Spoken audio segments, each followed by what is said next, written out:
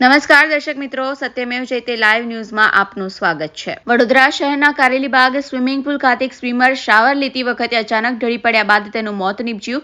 શહેરના કારેલીબાગ વિસ્તારમાં કોર્પોરેશન સંચાલિત સ્વિમિંગ પુલ આવેલ છે। દૈનિક રીતે અનેક સ્વિમરો સ્વિમિંગ કરવા આવતા હોય છે। તે પૈકી અહીંના life time member Jatinkumar Shah આજે સ્વિમિંગ કરવા આવતા હતા, જ્યાં શાવર લેતી વખતે અચાનક તેઓ જમીન પર ઢળી પડ્યા હતા।